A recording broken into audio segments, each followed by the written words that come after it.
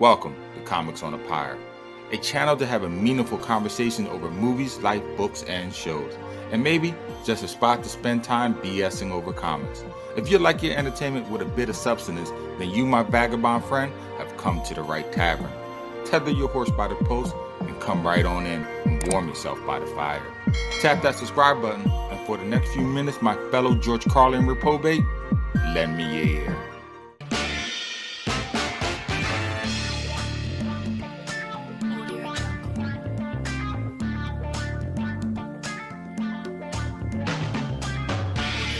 Luke Cage, Hero for Hire, Issue 1, published in June of 1972. This comic must have been something really different for Marvel to publish at the time. Cage, believe it or not, was an amalgamation of 4 talented people. Archie Goodwin, a comic book writer and would go on to be Marvel's editor-in-chief in the 70s. George Tuska, an artist, Roy Thomas, Stan Lee's successor, and John Romita Sr., a major Marvel artist who some may know as the co-creator of iconic characters such as The Punisher and Wolverine. The influence for Luke Cage, believe it or not, came with the emergence of blaxploitation films.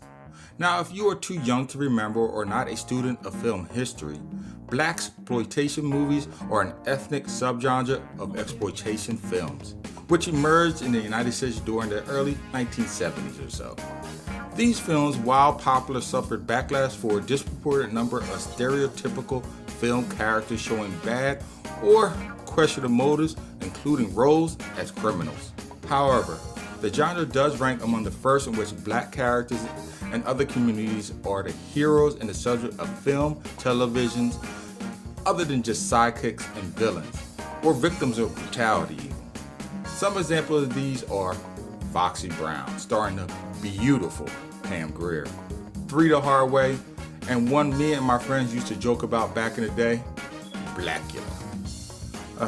Don't ask, it's what it sounds like. Many of the same terms, in fact, that you find in these movies are scattered throughout the comic. Terms like fuzz, boy, and jive mouth. Anyway, the character Luke Cage was special also because he was the first superhero to be featured as the protagonist and title character of a comic. Well, what about Black Panther, I may hear you say? Black Panther headlined in Jungle Action Volume 2, issue number 6, the following year, and wouldn't get his own self-titled book until 1977, 5 years after Hero for Hire, issue number 1. So Luke Cage, Hero for Hire, was groundbreaking for Marvel, even though in the future, his run was not always continuous. Marvel would find new ways to keep him in the spotlight. For example, after his Hero for Hire run, he would go on to be Luke Cage, Power Man. Eventually even changing title again when Luke Cage teamed up with Danny Rand, aka Iron Fist, after issue number 49, thus calling the run Power Man and Iron Fist. And even then, when that was done in the 90s, Luke Cage surfaced again under the title simply as Cage. Also, as many of you already probably know, the character even went on to debut in Netflix show Marvel's Luke Cage, or just Luke Cage, in 2016. In the show, you get a quick brush over of his origin. What are his powers?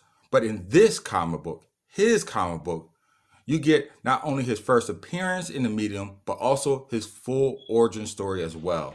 Within the pages, you get an even deeper dive into the experiment that made Carl Lucas into the iron-skinned vigilante that we know today, known by Luke Cage, aka Power Man. The comic starts out in Seagate Prison, a notorious island penitentiary that the inmates abide within, called colloquially Little Alcatraz.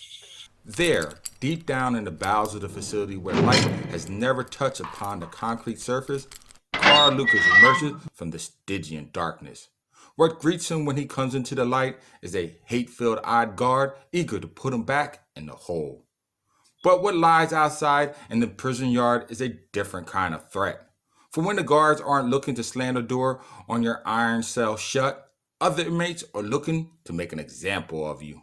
Inside the walls of Seagate, a precarious Game of Thrones is always being played out, as every prisoner jockeys for a more prominent position, and every corrections officer is always looking to gain something other than just a paycheck for the job, which makes Lucas eager to leave this barred window compound.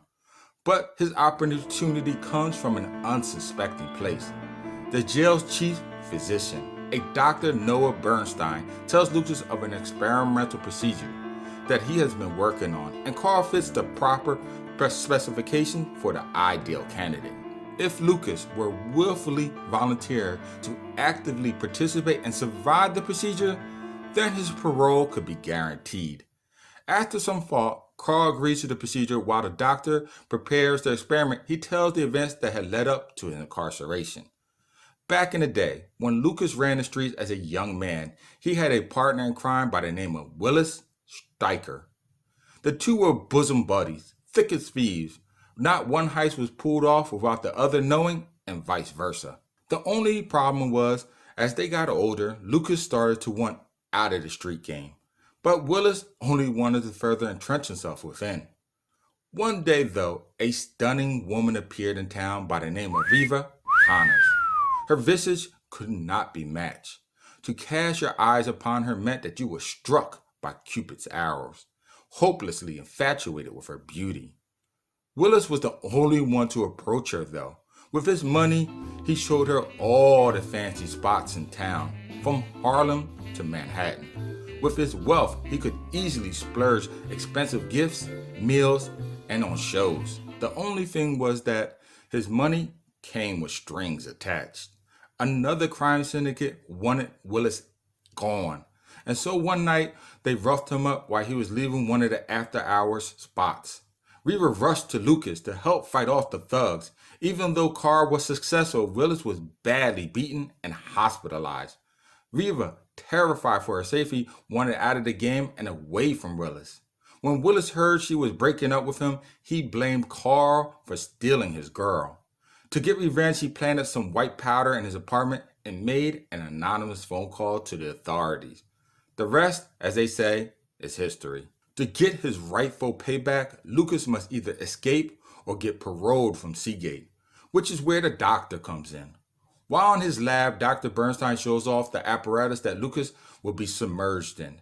It was produced by Stark Industries and is an isolation tank filled with chemicals that Bernstein hopes will cause a boon to humanity. He calls the tank an electro-biochemical system.